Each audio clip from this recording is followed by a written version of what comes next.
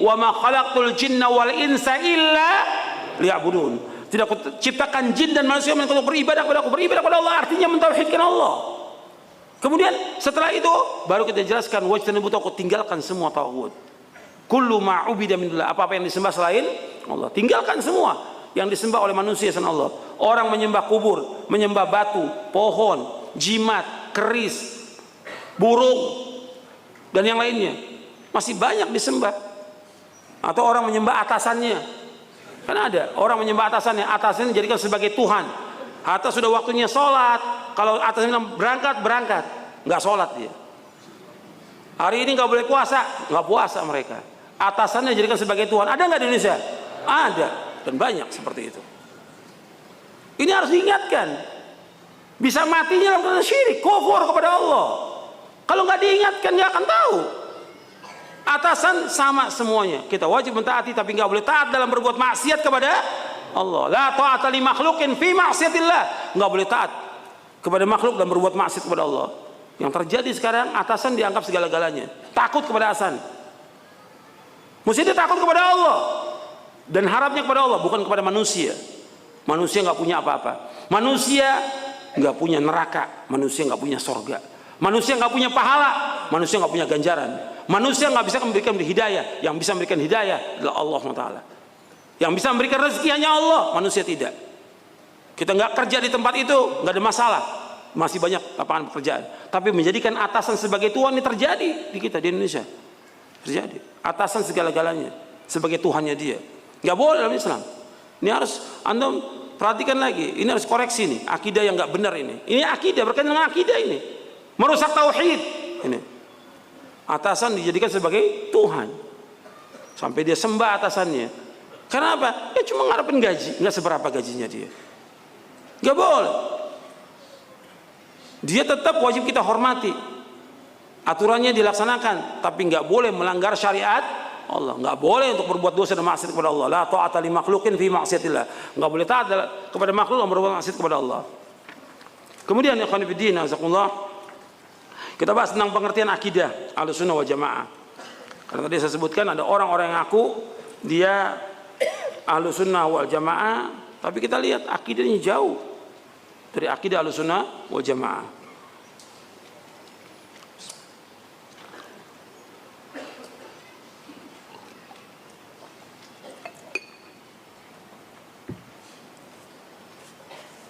Di bab pertama ya, kita ada beberapa bab yang kita akan bahas, tapi nggak semuanya di buku ini. Tentang definisi akidah dulu. Di bab pertama, di halaman 27, antum lihat halaman 27. Pengertian akidah Ahlussunnah wal Jamaah. Definisi akidah. Al-aqidah menurut bahasa Arab, etimologi berasal dari kata al-aqdu, yang berarti ikatan, atau thiqu yang berarti kepercayaan atau keyakinan yang kuat.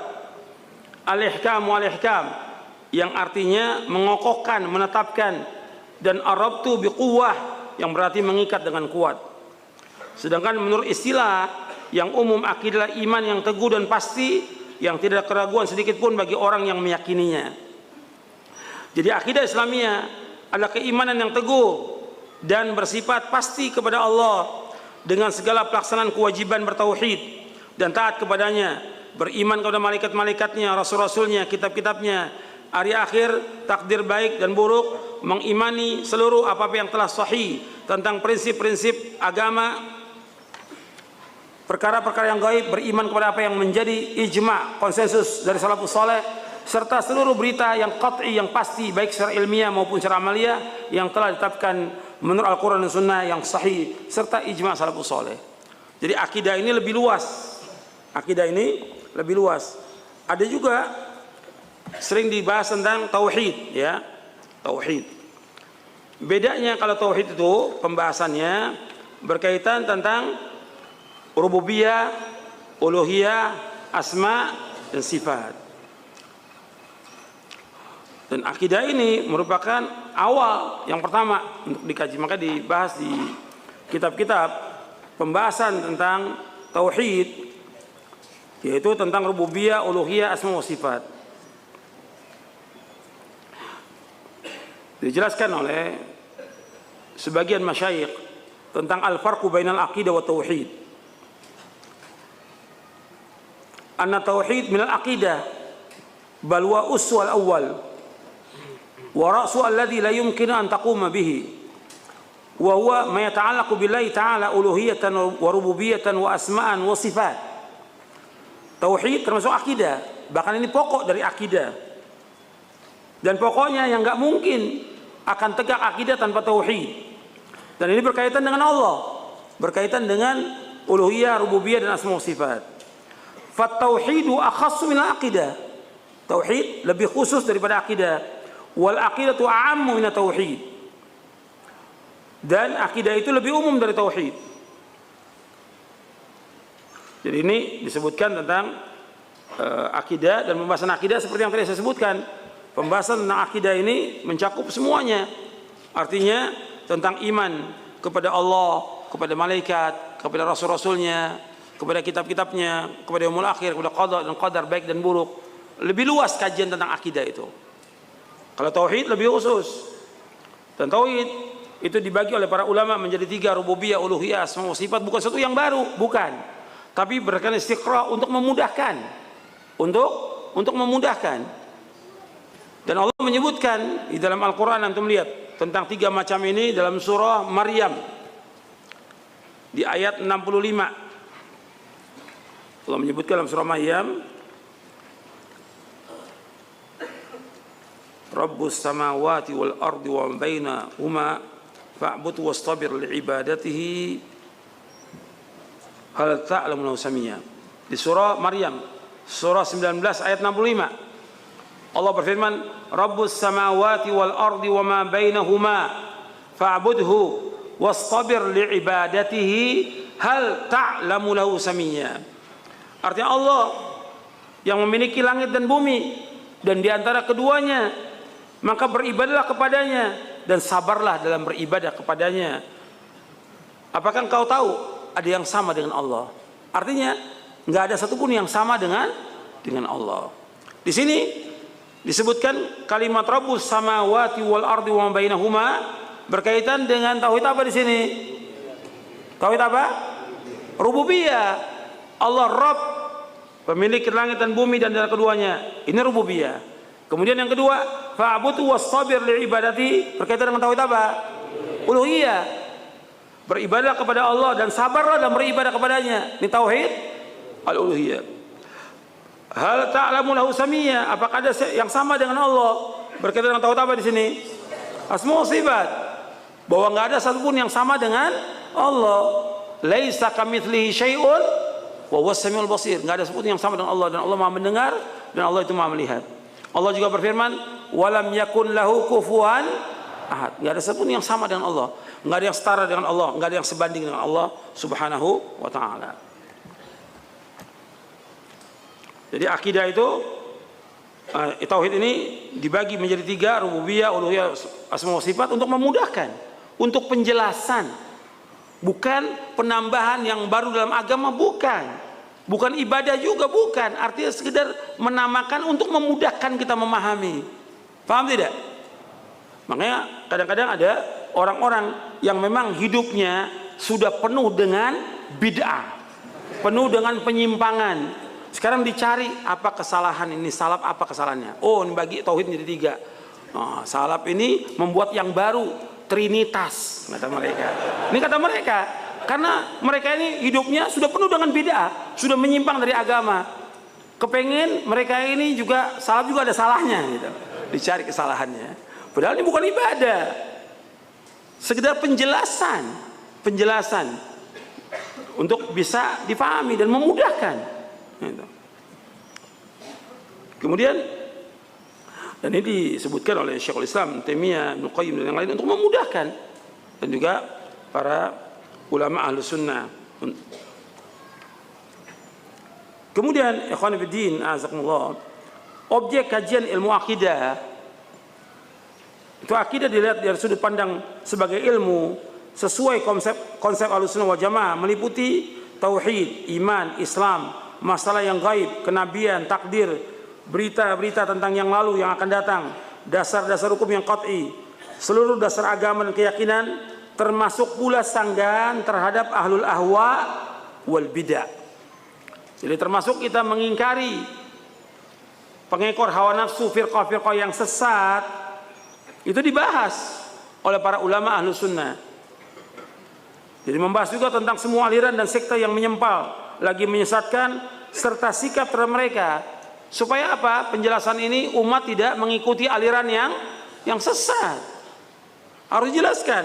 Tentunya semua berdasarkan ilmu, berdasarkan apa yang mereka perbuat. Seorang menilai orang itu sesat atau pemahaman itu sesat, aliran itu sesat, sesuai dengan keyakinan mereka dan apa yang mereka amalkan, bukan kata orang. Mereka punya rujukan, kitab-kitab yang menjadi dasar pegangan mereka. Kemudian mereka punya amal yang mereka lakukan. Kita bisa lihat bahwa ini sudah menyimpang dari agama Islam. Bisa kita ya seperti itu. Dari bukunya, kitabnya, dan amalannya bisa ketahuan penyimpangan mereka. Kemudian ikhwan fillah, azakumullah, tentang istilah ahlu sunnah, ini kadang-kadang disebut tentang salaf ya. Antum bisa lihat definisi salaf itu di halaman 34. Tapi yang saya mau bahas tentang definisi ahlu sunnah wal jamaah, karena ini penting ini. Ya, salaf juga termasuk daripada ahlus sunnah. Dan juga yang pertama kali menyebutkan tentang salaf itu Rasulullah SAW. Rasul mengatakan kepada anaknya Fatimah dalam riwayat Muslim, ni'mas salafu ana laki. Sebaik-baik salaf itu saya untuk engkau. Itu yang pertama kali mengucapkan siapa? Rasulullah SAW. Dan hadisnya sahih riwayat Imam Muslim. Jadi tentang salafus saleh artinya generasi yang pertama dari umat ini. Makanya Ahlussunnah wal Jamaah dikatakan juga salafiyin. Syekhul Islam Ibnu Taimiyah rahimahullah yang wafat tahun 728 Hijriah mengatakan begini, antum lihat di halaman 36. Halaman 36. Bukanlah merupakan aib bagi orang yang menampakkan manhaj salaf dan menisbatkan dirinya kepada salaf. Bahkan wajib menerima yang demikian berdasarkan kesepakatan para ulama, karena manhaj salaf tidak lain kecuali kebenaran. Jadi manhaj salaf ini kebenaran yang kita ikut karena dasarnya jelas Quran dan Sunnah. Kemudian definisi Ahlussunnah wal Jamaah. Ahlussunnah wal Jamaah adalah mereka yang menempuh seperti apa yang pernah ditempuh oleh Rasulullah SAW dan para sahabatnya. Disebut Ahlussunnah karena kuatnya mereka berpegang dan berittiba mengikuti sunnah Nabi SAW dan para sahabatnya. Anda perhatikan di sini, disebut Ahlussunnah karena kuatnya mereka berpegang dan ittiba mengikuti sunnah Nabi dan para sahabatnya. Maka dikatakan mereka Ahlussunnah. Kemudian mereka juga disebut dengan al-jamaah. Kenapa disebut al-jamaah? Karena mereka bersatu di atas kebenaran, tidak mau berpecah belah dalam urusan agama, berkumpul di bawah kepemimpinan para imam yang berpegang kepada kebenaran, tidak mau keluar dari jamaah dan mengikuti apa yang telah menjadi kesepakatan salafus ummah. Jadi ini yang dikatakan jamaah itu para sahabat. Sunnah yang disebutkan oleh para ulama ini mencakup tentang ilmu, i'tiqad, perkataan maupun perbuatan. Ini sunnah yang wajib diikuti. Orang yang mengikutinya akan dipuji dan orang yang menyalahinya akan dicela. Maka pengertian sunnah dijelaskan oleh Imam Ibnu Rajab Al-Hambali. Antum lihat di halaman 37. Halaman 37. Pengertian sunnah menurut Ibnu Rajab Al-Hambali rahimahullah yang wafat tahun 795 Hijriah. As-sunnah ialah jalan yang ditempuh, mencakup di dalamnya berpegang teguh kepada apa yang dilaksanakan Nabi SAW dan para khalifahnya yang terpimpin dan lurus, berupa i'tiqad, keyakinan, perkataan dan perbuatan. Itulah sunnah yang sempurna. Oleh karena itu generasi salaf terdahulu tidak menamakan sunnah kecuali kepada apa saja yang mencakup ketiga aspek tersebut. Apa ketiga aspek tersebut? Apa? Yang pertama apa? Yang pertama apa? Tiga aspek itu. Allahumma sholli ala Muhammad. Antum ini ngaji apa tidur? Saya ulangi, dengarkan baik-baik. As-sunnah, jalan yang tempuh mencakup di dalamnya berpegang teguh kepada apa yang dilaksanakan Nabi SAW dan para khalifah yang terpimpin dan lurus, berupa i'tiqad, keyakinan, perkataan, perbuatan. Itulah sunnah yang sempurna. Oleh karena itu generasi salaf terdahulu tidak menamakan as-sunnah kecuali kepada apa yang mencakup ketiga aspek tersebut. Apa ketiga aspek tersebut? I'tiqad, yang kedua perkataan, yang ketiga perbuatan. Nanti ada perbuatan yang sesuai dengan sunnah Nabi, ada perbuatan yang menyimpang, ada perkataan atau keyakinan menyimpang. Seperti umpamanya keyakinan orang-orang Syiah meyakini Ali itu sebagai Tuhan. Benar atau tidak? Tidak benar. Dibakar oleh Ali bin Abi Thalib. Hidup-hidup dibakar. Ini keyakinan nggak benar. Punya keyakinan Ali sebagai Nabi. Ada orang Syiah punya keyakinan Ali sebagai Nabi. Ini juga sesat. Kafir. Ini harus dibunuh. Ada juga yang punya keyakinan Ali yang berhak menjadi khalifah yang pertama. Ini keyakinan yang sesat. Karena apa? Seluruh sahabat sudah ijma yang menjadi khalifah yang pertama siapa? Abu Bakar As-Siddiq radhiyallahu anhu. Ijma semuanya para sahabat. Semua ijma. Dan ijma'nya sahabat adalah ma'sum. Ijma'nya sahabat adalah ma'sum. Atau keyakinan yang lain seperti keyakinan Khawarij. Orang Islam yang berbuat dosa besar, kata Khawarij, gimana? Kafir, keluar dari agama Islam. Nanti kalau dia mati kekal dalam neraka selama-lamanya. Keyakinan ini benar atau tidak? Ya benar. Ini keyakinan yang kufur dan sesat ini. Mu'tazilah berpendapat orang Islam yang berbuat dosa besar, dia tidak mukmin, tidak kafir, tapi di akhirat kekal dalam neraka. Mereka mengatakan manzilah bainal manzilatain. Ini sesat. Menyimpang dari sunnah. Jadi sunnah itu mencakup apa? Keyakinan, perkataan, dan juga perbuatan. Masih banyak lagi nanti penyimpangan-penyimpangan dari firqah-firqah yang sesat. Gitu. Seperti juga perkataan Mu'tazilah yang mengatakan Al-Quran itu makhluk. Ini sesat, bahkan kufur. Al-Quran kalamullah ghairu makhluk minhu bada' wa ilayhi ya'ud. Al-Quran kalamullah, bukan makhluk. Dari Allah datangnya dan kembali kepada Allah. Al-Quran kalamullah, Allah menyebutkan nama Al-Quran kalamullah. Dan kita wajib menetapkan sifat kalam bagi Allah yang sempurna. Jadi banyak perkataan, i'tiqad, perbuatan yang menyimpang. Makanya sunnah itu yang demikian. Yang sesuai dengan apa? Dalil dari Quran Sunnah itu yang benar, yang tidak sesuai itu yang sesat. Dari i'tiqad, perkataan, perbuatan. Di antara tadi i'tiqad yang saya sebutkan tadi, bahwa orang sudah mati bisa memberikan manfaat segala macam. Ini i'tiqad benar atau tidak? Salah. Ini menyimpang dari sunnah. Makanya yang dikatakan ahlu sunnah itu orang yang berpegang teguh kepada sunnah Nabi SAW dan para sahabatnya. Yang dikatakan jamaah itu mereka berkumpul di atas kebenaran. Imam Abu Syama Asy-Syafi'i rahimahullah yang wafat tahun 665 Hijriah, beliau berkata, perintah untuk berpegang kepada jamaah maksudnya adalah berpegang kepada kebenaran serta mengikutinya meskipun yang melaksanakan sunnah itu sedikit dan yang menyalahinya banyak. Karena kebenaran itu apa yang dilaksanakan oleh jamaah yang pertama, yaitu yang dilaksanakan Rasulullah SAW dan para sahabatnya tanpa melihat kepada orang-orang yang menyimpang melakukan kebatilan sesudah mereka. Kata Ibnu Mas'ud radhiyallahu an, al jama'atu ma wafaqal haq wa in kunta wahdak. Jamaah itu yang sesuai dengan kebenaran meskipun engkau sendiri.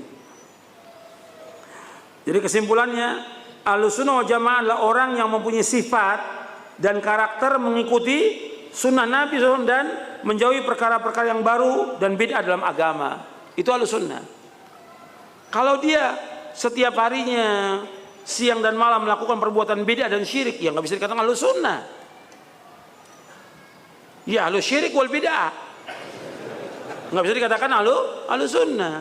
Kalau Ahlussunnah itu yang mengikuti sunnah Nabi, berpegang teguh kepada sunnah Nabi, menjauhkan semua perkara yang bid'ah.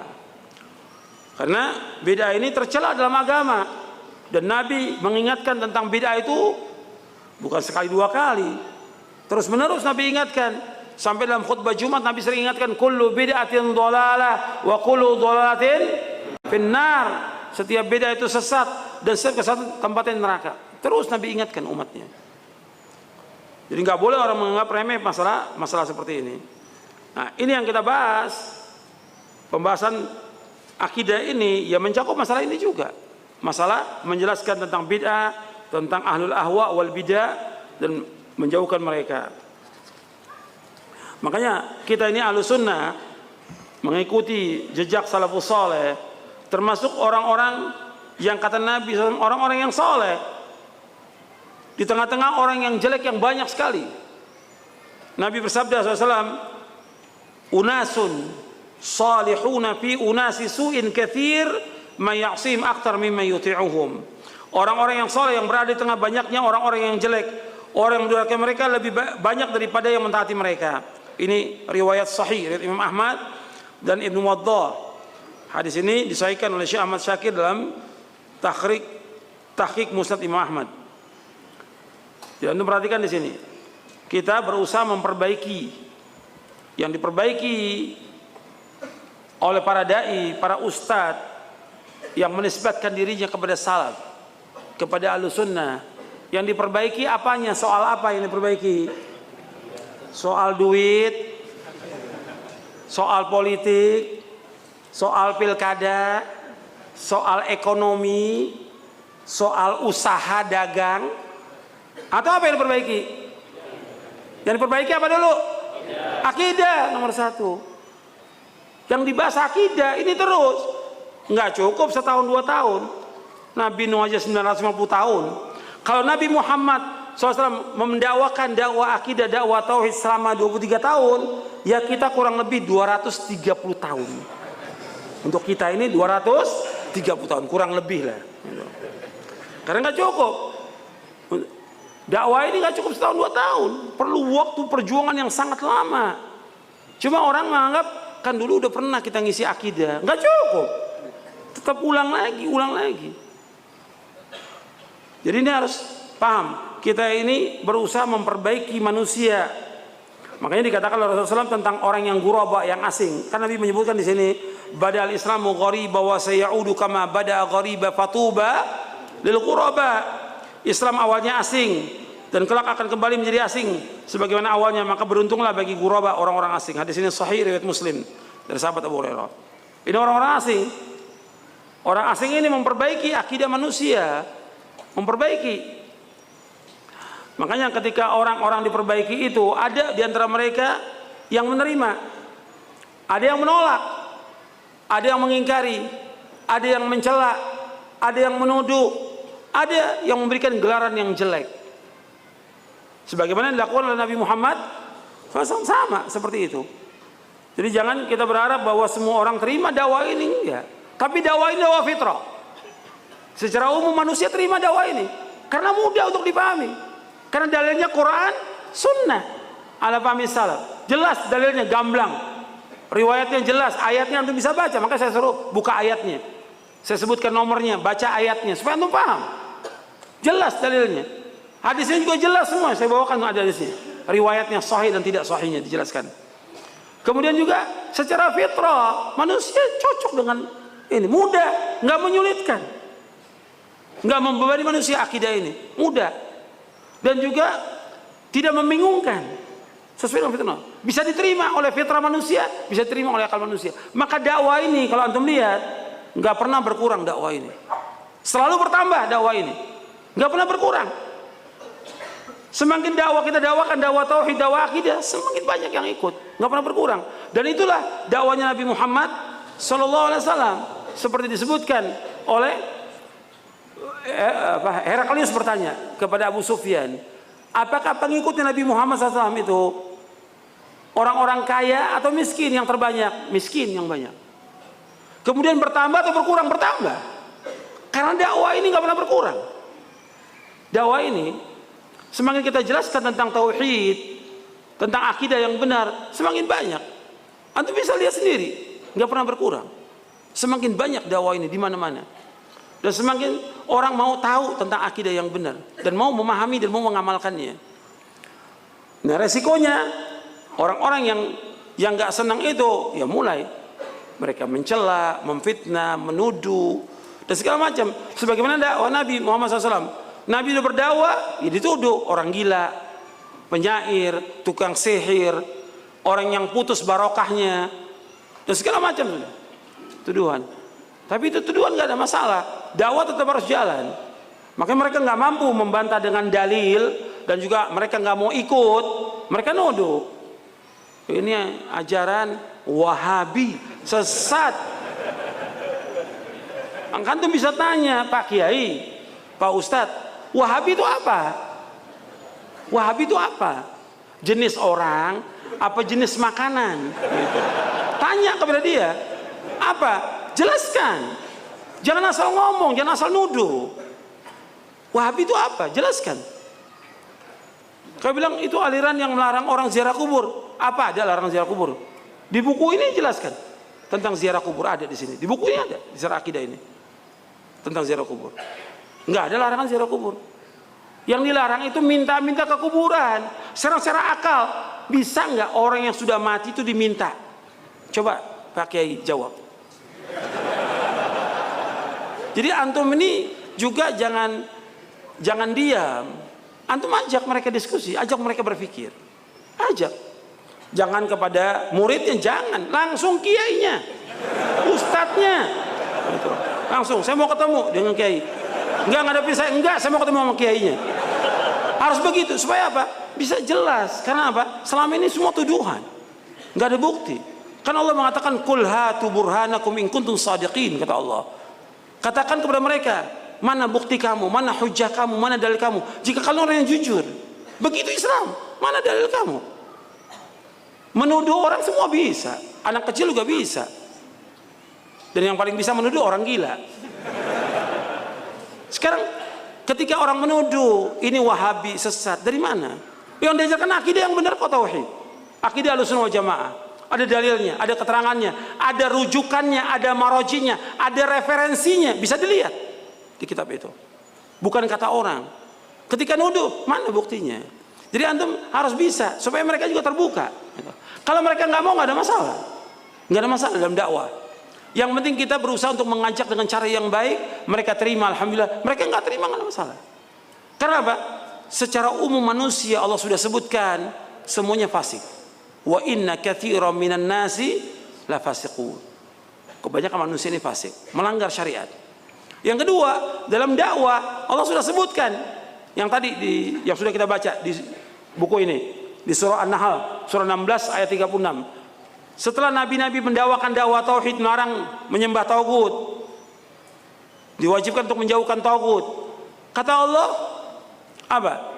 Faminhum man hadallahu wa minhum man haqqat alaihi dhalalah. Di antara mereka ada yang dapat hidayah, di antara mereka ada yang sesat. Nggak mungkin semua manusia dapat petunjuk, nggak mungkin. Mesti ada yang sesat, yang tetap dengan kesesatannya dia nggak mau terima ajaran yang benar. Meskipun kita sudah bawakan dalil, nggak ada masalah. Tapi tetap dakwah ini harus jalan. Nggak bisa kita diam. Dakwah ini harus terus tegak. Makanya Nabi menyebutkan orang-orang yang mendakwakan dakwah akidah, dakwah tauhid ini, yang memperbaiki manusia. Nabi mengatakan begini. Antum lihat di halaman 40, alladzina yuslihuna inda fasadin nas, yaitu orang-orang yang senantiasa memperbaiki umat di tengah-tengah rusaknya manusia. Di tengah-tengah rusaknya manusia. Yang rusak di sini oleh manusia banyak kerusakannya. Rusak masalah politiknya, rusak masalah kepemimpinannya, rusak masalah ekonomi, rusak masalah muamalah, rusak masalah akidah, rusak masalah sholatnya. Semua rusak, tapi yang mana dulu yang harus diperbaiki? Apa? Akidah. Makanya orang-orang ini hadis sahih li ghairi. Riwayat Abu Ja'far At-Tahawi dalam syarah Mushkil Athar, dan juga Al-Lalikai dalam syarah Ushul I'tiqad Ahlussunnah wal Jamaah. Nabi juga mengatakan alladzina yuslihuna ma afsadan nas min ba'di min sunnati, yaitu orang yang memperbaiki sunnahku sepeninggalku sesudah dirusak oleh manusia. Jadi ikhwan fillah, akidah kita ini manhaj kita ini mengajak orang kepada kebaikan, memperbaiki manusia. Justru ini yang dibutuhkan oleh manusia. Dan ini bermanfaat untuk diri kita, manfaat untuk keluarga, untuk masyarakat, bahkan untuk bangsa Indonesia bermanfaat. Adanya orang-orang yang mendakwakan dakwah tauhid ini bermanfaat. Kenapa? Bahwa negara ini akan mendapatkan barokah dari Allah apabila rakyatnya apa? Beriman dan bertakwa kepada Allah. Yang ada semua kerusakan. Justru adanya dai-dai mengajak ini justru bermanfaat untuk bangsa Indonesia ini. Antum lihat di surah Al-A'raf, surah ke-7. Dan juga himbauan kepada para penguasa ini, biar mereka juga baca ayat ini. Bahwa dakwah kita dakwah yang membangun, bukan merusak.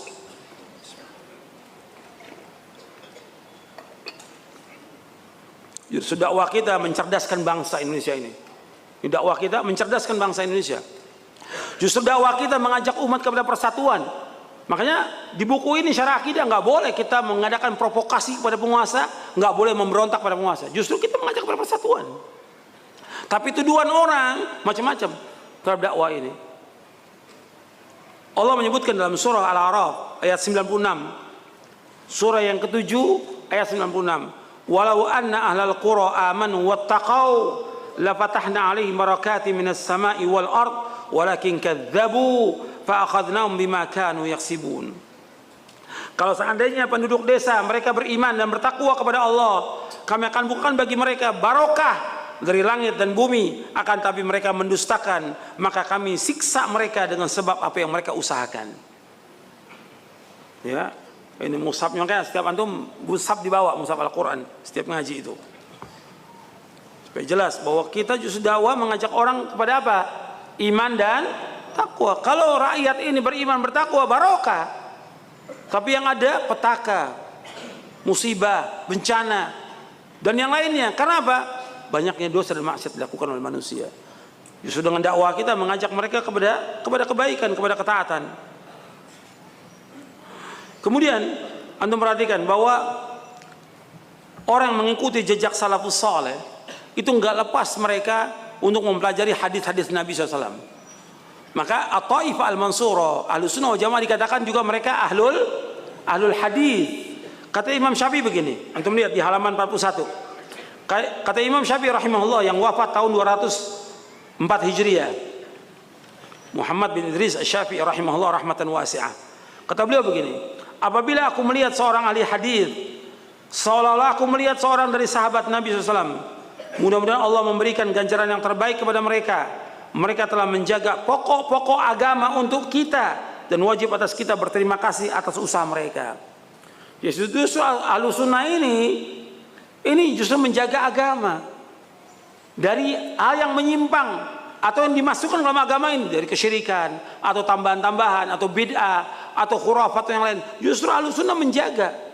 Maka kata Imam Syafi'i, justru kita berterima kasih kepada Ahlus Sunnah karena mereka menjaga pokok-pokok agama untuk kita dan kita wajib berterima kasih atas usaha mereka. Itu Imam Syafi'i itu. Yang mereka mengatakan imam mereka kalau ditanya imamnya Syafi'i. Lihat Imam Syafi'i menghormati dan memuliakan Ahlus Sunnah, memuliakan salafin karena Imam Syafi'i termasuk Ahlus Sunnah. Imam Syafi'i termasuk Ahlus Sunnah. Dan beliau mengajak manusia kepada sunnah. Jadi Imam Syafi'i justru mendoakan orang-orang mengikuti para sahabat ini agar mereka diberikan ganjaran yang terbaik. Kenapa? Mereka menjaga pokok-pokok agama. Pokok agama itu apa? Akidah, tauhid, itu yang kita jaga. Justru ini yang kita jelaskan selalu siang dan malam dalam dakwah kita.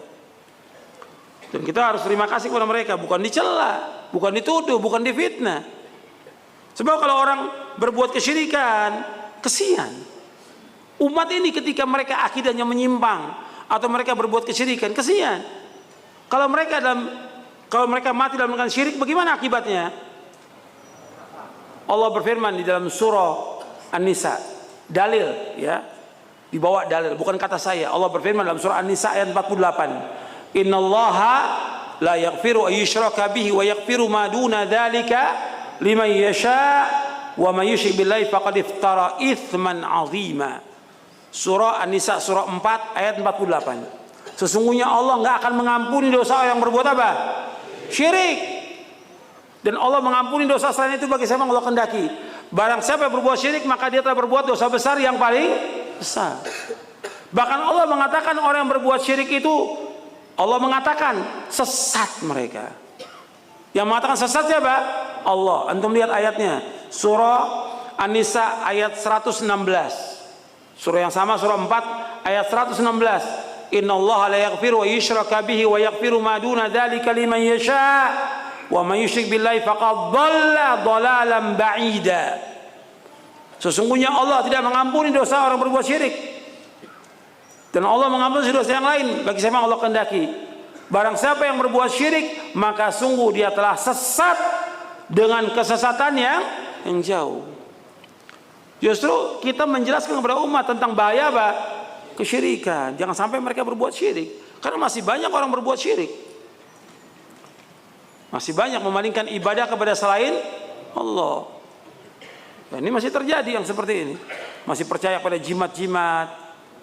Kemudian juga masih percaya kepada yang lain lah sudah. Ke kubur-kubur tentu punya kekuatan, punya segala macam. Dan mereka takut luar biasa.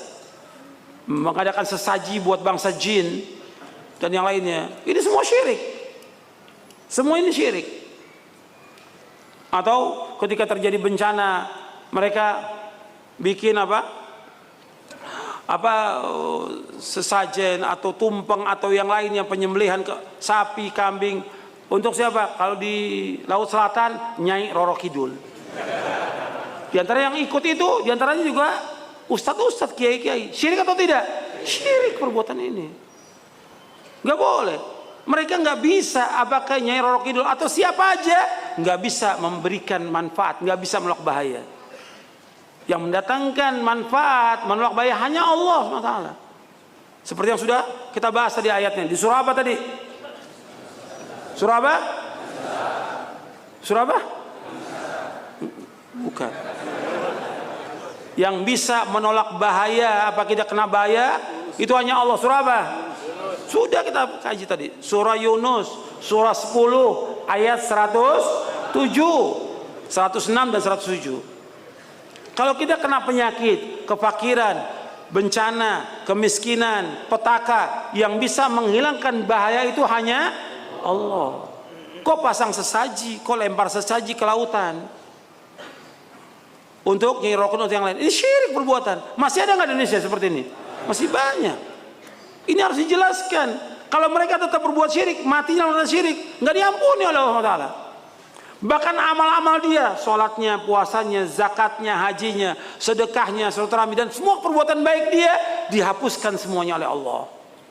Kita melihat dalam surah Az-Zumar, surah 39 ayat 65. Allah berfirman, "Lain asyrakta la yahbatanna 'amaluka wa la takunanna minal khasirin." Kalau engkau berbuat syirik, akan hapus amal-amalmu dan engkau termasuk orang yang merugi. Hapus amalnya. Sudah, lihat ayatnya. Jangan bengong, lihat mushafnya. Baca Qurannya, lihat itu. Jangan diam, jangan bengong, lihat. Kita ngaji nih, ngaji. Mengkaji Quran, kaji sunnah. Surah Az-Zumar ayat 65. Allah menyebutkan, la in asyrakta la yahbatanna 'amaluka wa la takuna minal khasirin. Kalau engkau berbuat syirik, akan hapus amal-amalmu dan engkau termasuk orang yang merugi. Hapus amalnya. Ayat ini Allah firmankan kepada siapa? Kepada Nabi Muhammad sallallahu alaihi wasallam. Allah mengatakan, kalau seandainya engkau berbuat syirik, hapus amalmu. Sampai Allah berfirman kepada para nabi dan para rasul setelah Allah menyebutkan nabi-nabi, nama-nama nabi. Kata Allah, la in asyraku la habita anhum ma kanu ya'malun. Kalau mereka berbuat syirik, semua nabi itu Allah hapuskan semua amalnya. Antum lihat ayatnya dalam surah Al-An'am. Kalau mereka berbuat syirik, hapus seluruh amalnya. Ini nggak main-main. Jadi jangan dianggap ringan masalah syirik ini, jangan dianggap ringan. Hapus seluruh amal itu, nggak bermanfaat.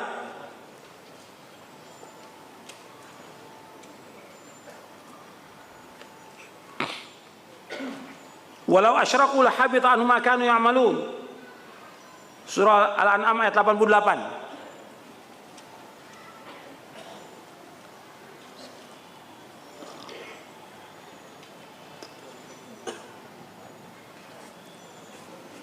Sudah ketemu ayatnya?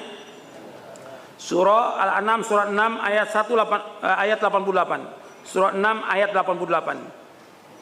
Allah berfirman, "Dzalika hudallah yahdi bihi man yasha'u min ibadihi walau asyraku la habita anhum ma kanu ya'malun. Itulah petunjuk Allah yang Allah tunjuki dengannya siapa yang Allah kehendaki dari hamba-hambanya. Walau asyraku, kalau seandainya mereka itu berbuat syirik, siapa mereka itu? Siapa mereka itu? Para nabi dan rasul yang Allah sebutkan di atasnya. Ishak, Yakub, Daud, Sulaiman, Ayub, Yusuf, Musa, Harun, Zakaria, Yahya, Isa, Ilyas, Ismail, Yasa, Yunus, Lut, dan semuanya. Kalau seandainya mereka berbuat syirik, walau asyraku la habita anhum ma kanu ya'malun. Kalau seandainya mereka berbuat syirik, sungguh akan hapus dari mereka apa-apa yang mereka amalkan. Jadi kalau seandainya para nabi, para rasul berbuat syirik, bagaimana? Hapus amalnya. Makanya kita jelaskan seperti ini supaya umat ini paham. Kita sayang kepada umat Islam agar jangan sampai mereka ini jatuh dalam kesyirikan. Kalau kesyirikan dan mereka terus berbuat syirik, seluruh amalnya akan hapus. Kalau mereka mati dalam keadaan syirik, bagaimana? Hapus amalnya? Hapus. Kemudian tempatnya di mana? Neraka.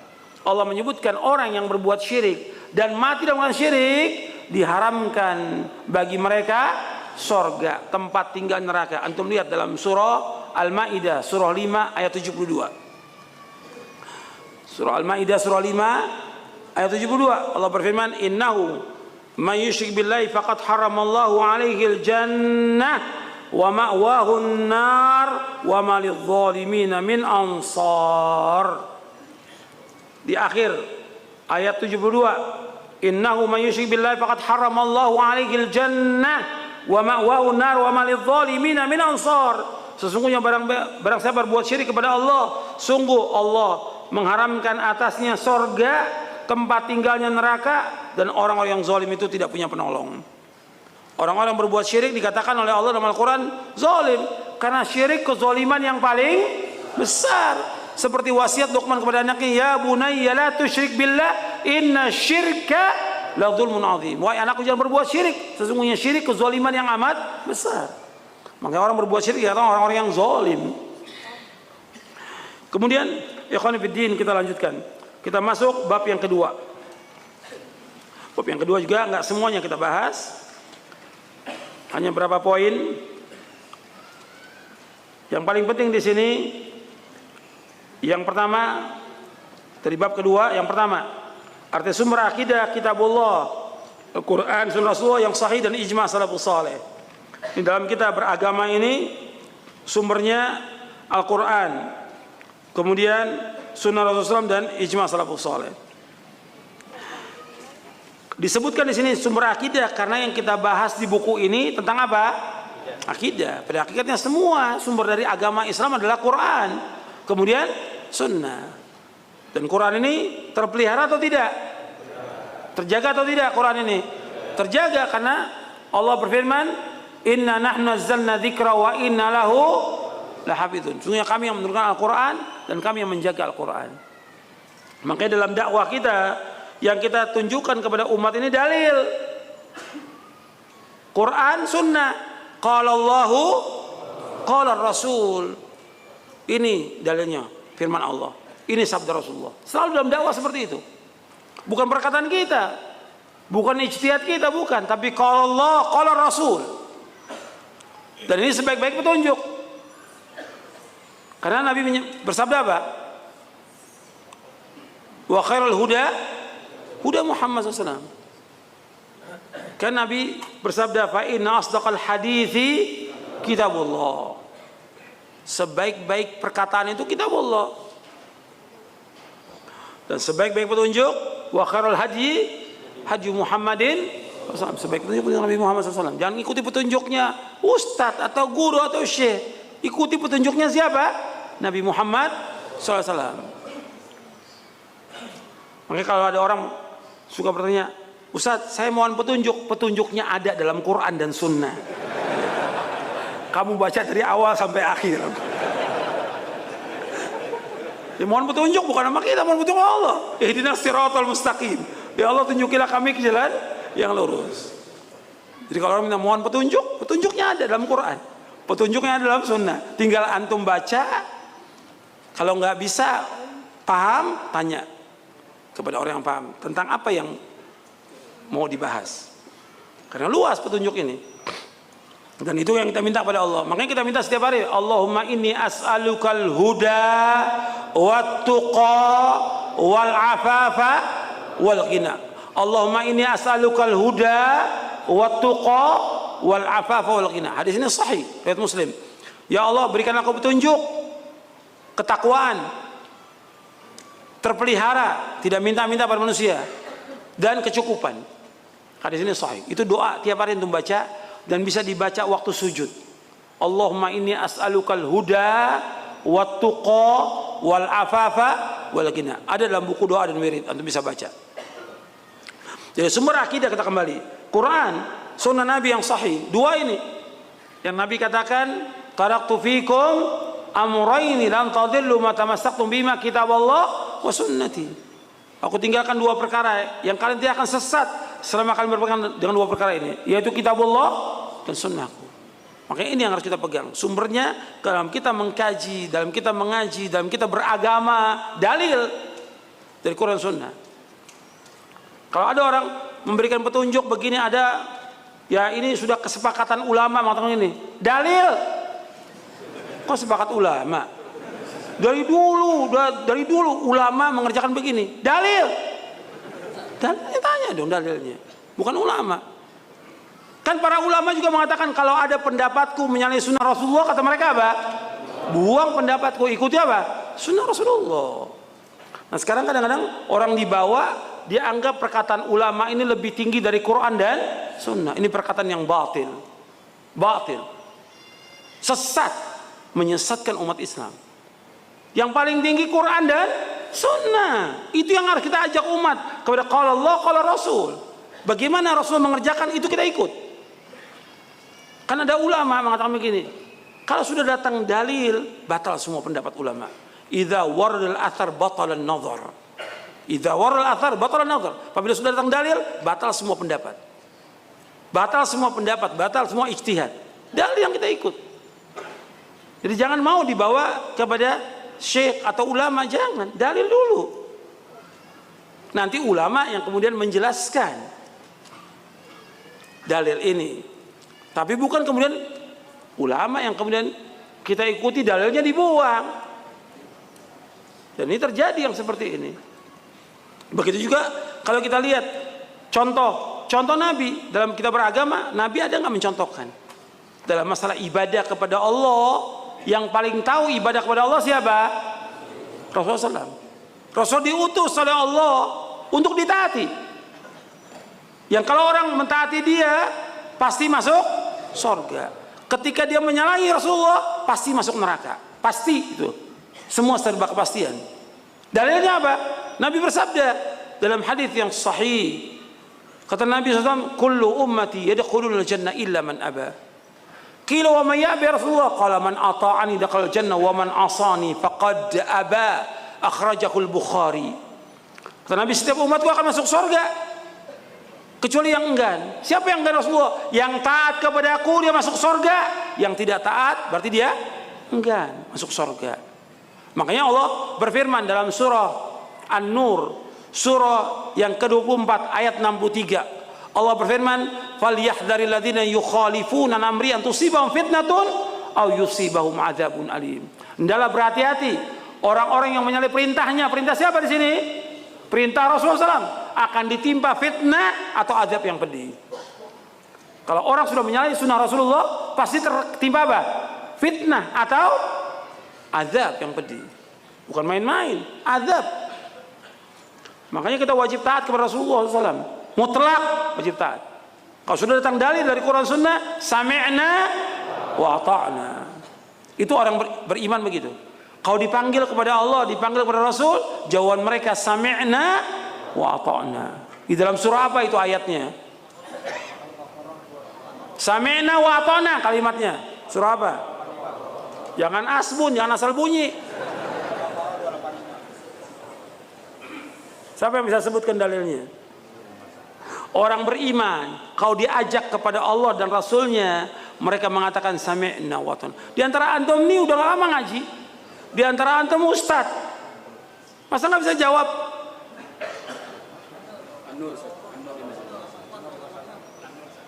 Iya, ayat berapa? Ayat? Iya, bacakan.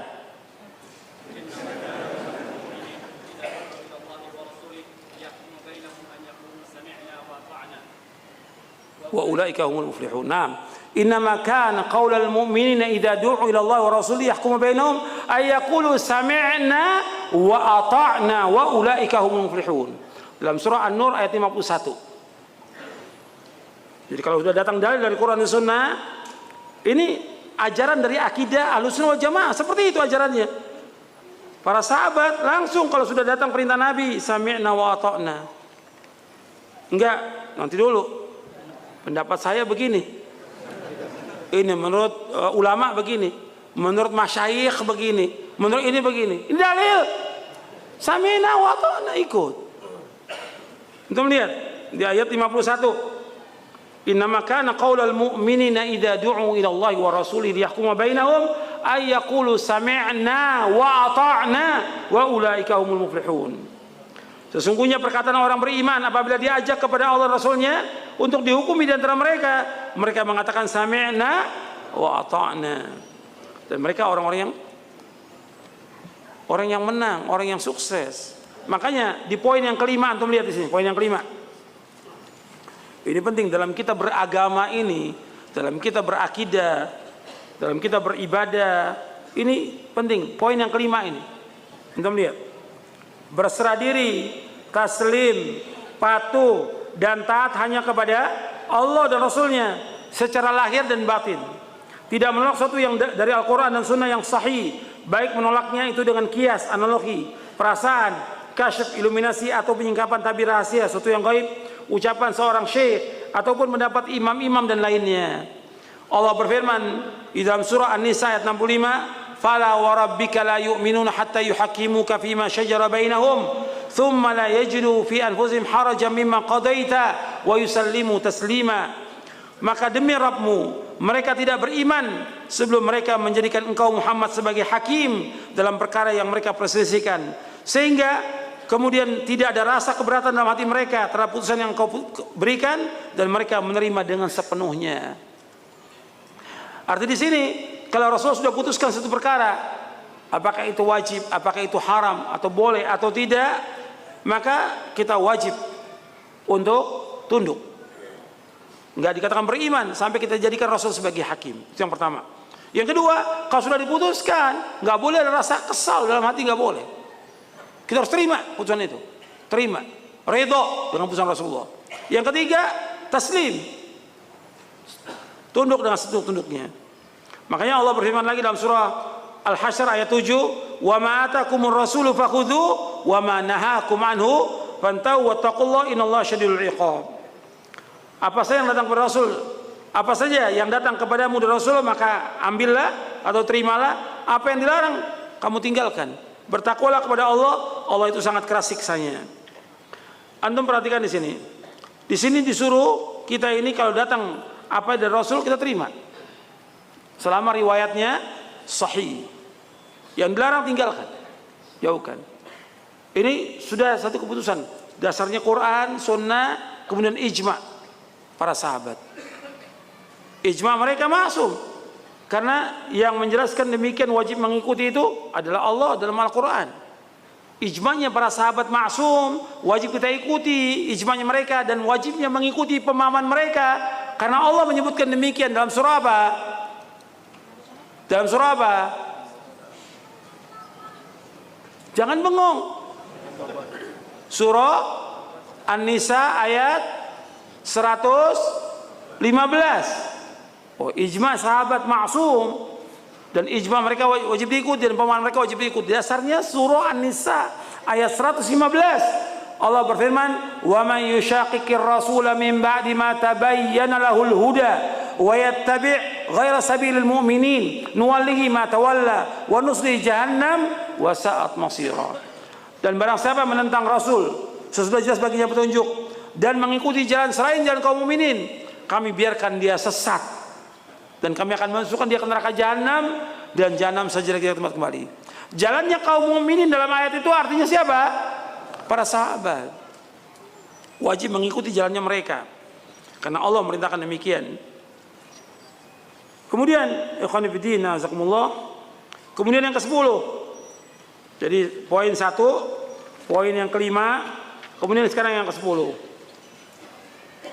Ini berkaitan dengan masalah akidah yang harus kita pahami, bahwa setiap perkara baru yang tidak ada sebelumnya dalam agama adalah bid'ah. Setiap bid'ah adalah sesat, dan setiap kesesatan tempatnya neraka. Rasulullah bersabda, kullu bid'atin dhalalah wa kullu dhalalatin finnar. Setiap bid'ah adalah sesat dan setiap kesesatan tempatnya neraka. Rasulullah yang mengatakan demikian. Dalam Islam tidak ada yang namanya bid'ah hasanah, enggak ada. Yang mengatakan semua bid'ah itu sesat siapa? Rasulullah sallallahu alaihi wa ala alihi wasallam. Antum lihat di halaman 75. Halaman 75. Tentang setiap perkara baru dan yang tidak ada sebelumnya dalam agama adalah bid'ah. Setiap bid'ah adalah sesat dan setiap kesesatan tempatnya neraka. Ini dalam kita beragama, dalam kita berakidah, ini prinsip dalam akidah ini. Kalau enggak akan masuk semuanya nanti yang baru dalam agama, seperti yang kita lihat sekarang ini. Punya keyakinan, prinsip-prinsip, ajaran-ajaran, bahkan juga diadakan oleh mereka apa? Mimpi-mimpi sebagai dasar agama. Ini semua sesat.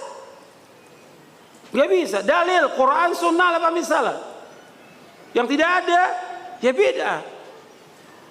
Yang tidak ada, dikatakan bid'ah. Di sini, antum lihat di sini, bid'ah menurut keterangan para ulama. Ulama memberikan penjelasan. Artinya, saya bawakan ulama-ulama yang terkenal dari ulama Ahlussunnah, yang mereka sudah menguasai Quran, menguasai Sunnah, dan menguasai semua disiplin ilmu. Seperti Syekhul Islam Ibnu Taimiyah rahimahullah, diakui ini. Hatta oleh musuh-musuhnya Syekhul Islam itu diakui tentang kehebatan Syekhul Islam Ibnu Taimiyah rahimahullah. Apalagi oleh Ahlussunnah, muridnya Syekhul Islam, muridnya orang alim semuanya. Seperti Ibnu Katsir sudah nulis mungkin lebih dari 100 jilid kitab. Imam Az-Zahabi, tarikhnya aja Imam Az-Zahabi 50 jilid, tarikhnya aja, kitab tarikhnya. Itu muridnya Syekhul Islam. Belum kitab-kitab Jarh wa Ta'dil yang ditulis. Lebih dari 100 kitab. Syiar Alamin Nubala Imam Az-Zahabi 26 jilid. Belum lagi yang lain. Ibnu Qayyim, muridnya Syekhul Islam Taimiyah. Artinya orang alim, maka dikatakan Syekhul Islam. Beliau memberikan definisi begini tentang bid'ah. Bid'ah dalam Islam adalah segala apa yang tidak disyariatkan oleh Allah Rasulnya, yakni yang tidak diperintahkan baik dalam wujud perintah wajib atau anjuran. Artinya bid'ah yang bertentangan dengan kitabullah dan sunnah Rasulullah SAW atau ijma para ulama salaf berupa ibadah maupun keyakinan. Seperti apa? Bid'ahnya kalangan Khawarij, Rafidhah, Qadariyah, Jahmiyah. Seperti orang beribadah dengan tarian dan nyanyian dalam masjid. Di zaman Syekhul Islam sudah ada, sekarang pun ada. Ada nggak orang beribadah dengan tarian? Ada, dengan nyanyian dalam masjid. Ini beda dari orang-orang tarekat Sufiyah. Di zaman Syekhul Islam sudah ada. Seperti itu. Demikian juga orang yang beribadah dengan cara mencukur jenggot, mengkonsumsi ganja dan yang lainnya. Ini disebutkan dalam Majmu' Fatawa. Adapun menurut Imam Syatibi, bid'ah itu kata beliau, al-bid'atu tariqatun fid din mukhtara'atun tudahi syar'iyyah yuqsadu bis-suluki 'alaiha al-mubalaghatu fi ta'abbudillah subhanahu. Bid'ah adalah cara baru dalam agama yang dibuat menyerupai syariat dengan maksud untuk berlebihan dalam beribadah kepada Allah. Jadi ketika orang mengadakannya bid'ah itu, mereka ada tujuan ibadah, ingin mendapatkan apa? Ganjaran, pahala, mendekatkan diri kepada Allah. Ini namanya ibadah. Kalau ibadah wajib mengikuti apa? Dalil, harus ada contoh dari Nabi. Ini katakan bid'ah itu satu cara dalam agama yang diada-adakan oleh manusia menyerupai syariat. Menyerupai syariat. Yang tujuannya berlebihan dalam ibadah. Jadi antum perhatikan tentang bid'ah ini penting untuk dibahas, karena sekarang ini udah mulai orang-orang menyepelekan masalah bid'ah. Dianggap satu hal yang ya nggak apa-apa lah orang berbuat bid'ah. Ini perayaan ini gimana? Oh, nggak apa-apa, bukan bid'ah. Ini sudah mulai bergeser. Nggak tahu dia belajar apa dulunya itu ya. Di Timur Tengah belajar apa nggak tahu dia. Kok sekarang dulu bilang bid'ah, kok sekarang nggak bid'ah? Apa ingin menyatukan umat? Yang syirik, yang bid'ah, yang ateis segala macam, yang penting bersatu. Apa benar Islam mengajarkan demikian? Tidak. Islam mengajarkan wa'tasimu bihablillahi jami'an wala tafarraqu. Berpeganglah dengan tali Allah. Tali Allah apa? Quran dan Sunnah. Berarti kepada dalil. Yang bid'ah nggak masuk di situ. Jangan berpecah belah. Justru bid'ah ini membuat umat berpecah belah. Dengan bid'ah ini berpecah belah umat. Dan ketika Nabi menyebutkan tentang 72 golongan yang tadi sudah kita bacakan hadisnya, ini para ulama mengatakan 72 itu dikatakan ahlul bid'ah, ahlul ahwa, pengekor hawa nafsu, ahlul bid'ah. Makanya bid'ah ini nggak boleh diadakan dalam Islam karena merusak agama, dan orang yang melakukannya agamanya ibadahnya tertolak. Karena agama Islam sudah sempurna belum? Sempurna. Al-yauma akmaltu lakum dinakum wa atmamtu alaikum ni'mati wa raditu lakum al-islam madina. Pada hari ini aku sempurnakan bagimu agamamu, aku cukupkan nikmatku atasmu, dan aku ridha Islam menjadi agama bagimu. Dan Nabi bersabda SAW, iyyakum muhdatsatil umur fa inna kulla muhdatsatin bid'ah wa kulla bid'atin dhalalah. Kata Nabi SAW, antum lihat di halaman 82. Halaman 82. Hati-hatilah kalian terhadap perkara yang baru dalam agama, karena setiap perkara yang baru dalam agama adalah bid'ah, dan setiap bid'ah adalah sesat. Nabi yang bersabda demikian, setiap bid'ah sesat. Jadi nggak ada bid'ah apa? Hasanah, nggak ada dalam Islam. Bahkan sahabat memahami demikian. Kata Ibnu Umar radhiyallahu anhuma, kata Ibnu Umar, kullu bid'atin dhalalah wa in ra'ahan nasu hasanatan. Setiap bid'ah itu sesat meskipun dipandang oleh manusia itu apa? Baik. Kalau seandainya dibiarkan ada bid'ah, rusak agama ini. Semua orang akan bikin cara-cara beragama. Bikin kelompok, bikin firqah, bikin segala macam sudah. Bikin cara ibadah sendiri, bikin salawat tertentu. Mereka bikin semuanya. Setiap tarekat punya salawat tersendiri. Rusak agama ini. Dan dasarnya dalil Quran Sunnah yang nggak ada ditolak semuanya. Dan ini karena apa? Karena kita sayang kepada umat Islam. Justru kita menjelaskan ini karena sayang kepada umat Islam. Bukan untuk menyesatkan manusia, bukan. Karena manusia sudah berbuat sesuatu yang menyimpang dari agama. Kita jelaskan sebagai nahi mungkar supaya mereka kembali kepada Allah, mereka taubat kepada Allah, meninggalkan perbuatan syirik dan bid'ahnya. Kita sayang kepada mereka agar mereka diterima ibadahnya. Sebab orang berbuat bid'ah diterima nggak ibadahnya? Tidak.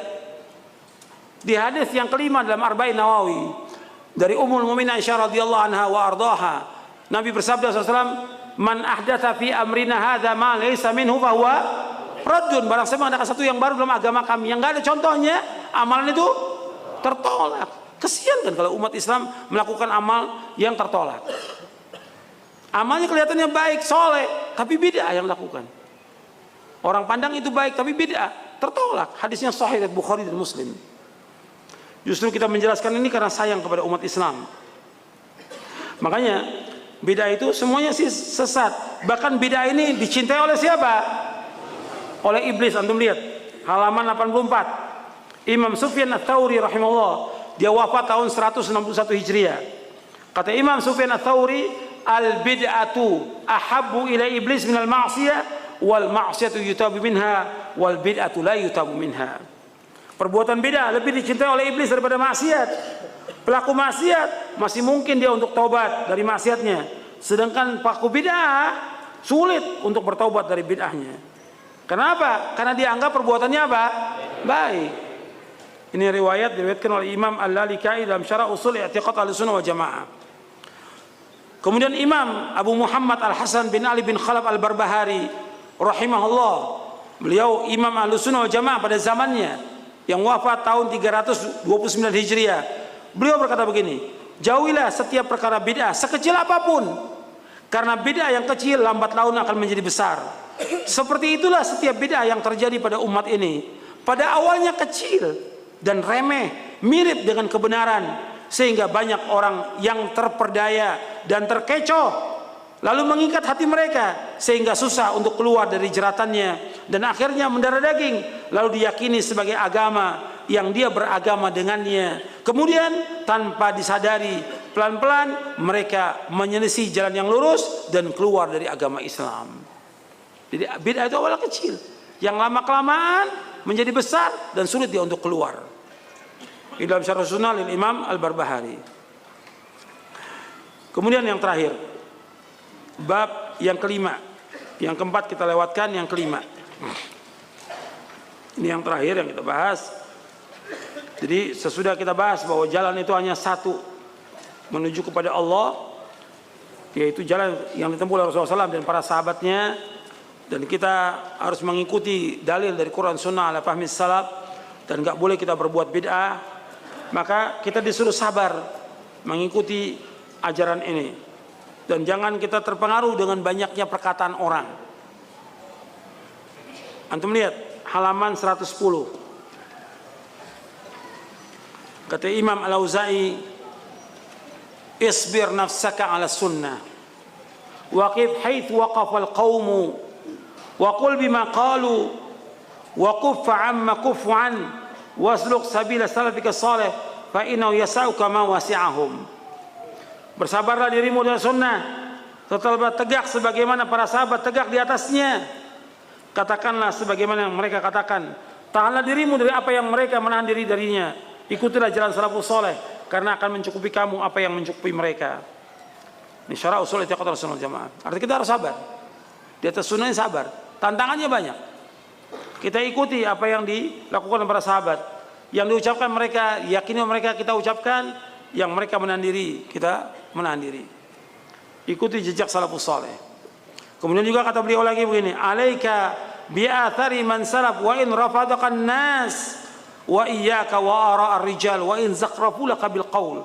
Dalam kau berpegang kepada athar salafus saleh meskipun orang-orang menolaknya, dan jauhkan dirimu dari pendapat orang-orang yang menyalahi salafus saleh meskipun ia hiasi pendapatnya dengan perkataan yang indah. Ini diriwayatkan oleh Imam Al-Ajuri dalam kitabnya Syariah, Ibnu Abdul Bar dalam kitab Al-Jami' Bainal Ilmi wa Fadlih, dan juga yang lainnya. Artinya kita wajib mengikuti jejak salafus saleh. Kemudian jangan ikuti pendapatnya orang. Pendapatnya orang banyak ini. Meskipun dia hiasi dengan perkataan-perkataan yang indah, yang bagus. Kita ikuti dalil Quran wa sunnah ala fahmi salaf. Kemudian yang terakhir, ikhwani fiddin azakumullah, kita nggak boleh menyimpang dari pemahaman mereka, nggak boleh. Harus ikut pemahaman mereka. Kalau menyimpang pasti sesat. Pasti sesuai dengan nas ayat Al-Quran tadi. Di surah apa tadi? Surah apa tadi? Kok bengong? Surah An-Nisa ayat 115. Orang yang menyimpang dari pemahaman salaf kata Allah sesat. Allah yang mengatakan sesat. Allah. Kemudian Syekhul Islam mengatakan begini. Halaman 113. Man adala an madhabi sahabati wa tabi'in wa tafsirihim ila ma yukhalifu dhalika kana mukhtian fi dhalik bal mubtadi'an wa in kana mujtahidan maghfuran lahu khata'uhu wa nahnu na'lamu anna al-Qur'ana qara'ahu as-sahabatu wat tabi'un wa tabi'uhum wa annahum kanu a'lam bi tafsirihi wa ma'ani kama annahum a'lam bil haqqi alladhi ba'atha Allah bi rasulah. Kata Syekhul Islam Ibnu Taimiyah rahimahullah dalam Majmu' Fatawa di juz yang ke-13, kata beliau, barang siapa yang berpaling dari madhab sahabat dan tabi'in dan berpaling dari penafsiran mereka kepada yang menyelisihinya, maka ia telah salah, bahkan disebut ahlul bid'ah. Jika ia sebagai mujtahid, maka kesalahannya akan diampuni. Kita mengetahui bahwa Al-Quran telah dibaca oleh para sahabat, tabi'in dan yang mengikuti mereka, dan sungguh mereka lebih mengetahui tentang penafsiran Al-Quran dan makna-maknanya, sebagaimana mereka lebih mengetahui tentang kebenaran yang dengannya Allah mengutus Rasulnya sallallahu alaihi wasallam. Jadi jangan kita berpaling jalan-jalan mereka. Dan pentingnya kita mengkaji akidah ini, akidah salaf, karena dengan akidah ini kita akan mengagungkan Al-Quran dan As-Sunnah. Antum lihat pentingnya akidah salaf, antum lihat di halaman 114 dan 115. Pentingnya kita mengkaji akidah salaf, akidah Ahlussunnah wal Jamaah, Yang pertama, bahwa akidah salaf seorang mukmin, seorang muslim akan mengagungkan Quran dan Sunnah. Sedang yang lain sumbernya hawa nafsu yang lain. Selain akidah salaf. Maka mereka mempermainkan apa? Dalil dan tafsirnya menurut hawa nafsu. Antum bisa lihat ya, kiai-kiai ustadz yang nggak mau berpijak pada Quran Sunnah al-fahmi salaf, mesti dalilnya seenaknya dibawakan dalil. Kemudian tafsirnya menurut pendapat dia, ro'yunya dia. Ini menyesatkan kaum muslimin. Dan ini terjadi yang seperti ini. Ini mempermainkan Quran dan Sunnah. Justru dengan kita mengikuti akidah salaf, akidah Sunnah, kita akan mengagungkan Quran. Apa kata Quran Sunnah? Kita sami'na wa ata'na. Yang kedua, bahwa dengan akidah salaf mengikat seorang muslim kepada generasi yang pertama. Siapa generasi pertama? Sahabat radhiyallahu anhum ajma'in, orang yang terbaik di muka bumi ini setelah para nabi dan para rasul. Yang ketiga, bahwa dengan akidah salaf kaum mukminin dan dai-dainya akan bersatu sehingga mencapai kemuliaan. Makanya kata Imam Malik, lan yuslih akhir hadhil ummah illa ma aslaha awwalaha. Generasi akhir umat ini tidak akan dapat diperbaiki melainkan dengan apa yang telah membuat baik generasi yang pertama, para sahabat. Saya mau tanya kepada antum ini. Perhatikan. Kata Imam Malik, tidak akan baik generasi akhir umat ini kecuali yang dapat memperbaiki generasi yang pertama ini. Apa maksudnya? Siapa yang bisa jawab? Siapa yang bisa jawab? Generasi akhir umat ini tidak akan dapat diperbaiki melainkan dengan apa yang telah membuat baik generasi para sahabat. Jangan bengong. Jawab, angkat tangan. Ya. Enggak, siapa yang bisa jawab lagi? 6. Bukan. 6. Bukan. Siapa yang bisa jawab? Masa ribuan yang hadir nggak bisa jawab? Allahumma sholli wa sallim wa barik ala Muhammad. 6. Bukan. Nah, antum perhatikan ya. Lan yuslih akhir hadhil ummah illa ma aslaha awwalaha. Tidak akan baik generasi akhir umat ini. Sekarang kita generasi akhir umat ini tidak akan dapat diperbaiki melainkan dengan apa yang telah membuat baik generasi yang pertama. Yang membuat baik generasi pertama apa? Mereka berpegang kepada Quran dan Sunnah. Itu yang memperbaiki mereka menjadi orang-orang yang kokoh imannya, kuat akidahnya. Mereka siap untuk berjihad di jalan Allah. Yang mereka cari adalah sorga, bukan dunia. Quran dan Sunnah. Nggak ada yang lain. Quran Sunnah. Makanya ini kalau kita mau baik umat ini, ikat mereka dengan Quran dan Sunnah. Bukan dengan pendapat, bukan dengan gelar, bukan dengan yang lain, tapi dengan dalil Quran dan Sunnah. Dalil qala Allahu qala Rasul. Sampai kalau terjadi perselisihan di tengah-tengah umat Islam, terjadi perselisihan, ada pendapat-pendapat yang menyalahi, kata Allah kembalikan kemana? Quran, Sunnah. Allah berfirman dalam surah An-Nisa ayat 59, ya ayyuhalladzina amanu athi'ullaha wa athi'ur rasul wa ulil amri minkum fa in tanaza'tum fi syai'in farudduhu ila Allahi war rasul in kuntum tu'minu billahi wal yawmil akhir dzalika khairun wa ahsanu ta'wila. Jadi kata Allah, wahai orang beriman, taatlah kepada Allah dan Rasulnya dan ulil amri di antara kalian. Apabila kalian berselisih tentang satu masalah dalam masalah agama ini, kembalikan kepada apa? Allah dan Rasulnya. Kepada Allah, kepada Quran, kepada Rasul, kepada apa? Sunnah. Jika kalian beriman kepada Allah dan hari akhir, dan itu yang paling baik dan sebaik-baik akibatnya. Surah An-Nisa yang keempat ayat 59. Nggak bisa orang mengatakan, oh ini kita masing-masing. Nggak bisa. Ya keyakinan nggak bisa, keyakinan masing-masing. Dalilnya ada nggak kamu berbuat seperti ini? Kembalikan kepada Quran. Kamu orang Islam, kembalikan Quran. Kamu orang Islam, kembalikan kepada Sunnah. Nggak bisa. Ya kita masing-masing aja agama kita. Lakum dinukum waliyadin. Itu untuk orang kafir. Lakum dinukum waliyadin untuk orang kafir. Lakum dinukum waliyadin. Bukan untuk orang Islam. Orang Islam ayat ini surah An-Nisa ayat 59. Kalau berselisih sesuatu masalah agama, mana dalilnya? Dalil. Enggak, saya dari dulu nenek moyang ngerjakan gini. Enggak pakai nenek moyang. Nenek moyang bukan ukuran kebenaran. Kebenaran adalah dalil dari Quran dan Sunnah. Saya ngikuti orang banyak. Orang banyak bukan ukuran kebenaran. Allah sebutkan sesat kalau mengikuti orang banyak di Quran. Saya ngikuti kiai ustadz. Ustadz bukan ukuran kebenaran. Dalil yang kita ikut. Jelas sampai sini? Mudah-mudahan bermanfaat. Wassallallahu Nabi Muhammadin sallallahu alaihi wasallam. Mudah-mudahan yang sedikit ini bermanfaat untuk saya dan untuk sekalian, dan kurang lebihnya saya mohon maaf kalau ada kekeliruan, kesalahan. Mudah-mudahan Allah memberikan hidayah taufik kepada kita untuk bisa memahami dan mengamalkannya, dan mudah-mudahan Allah memberikan istiqamah kita di atas sunnah dan tetap sampai kita diwafatkan oleh Allah di atas Islam dan sunnah. Wassallallahu Nabi Muhammadin sallallahu alaihi wasallam. Subhanakallahumma bihamdik asyhadu an la ilaha illa anta astaghfiruka wa atubu ilaik. Assalamualaikum warahmatullahi wabarakatuh.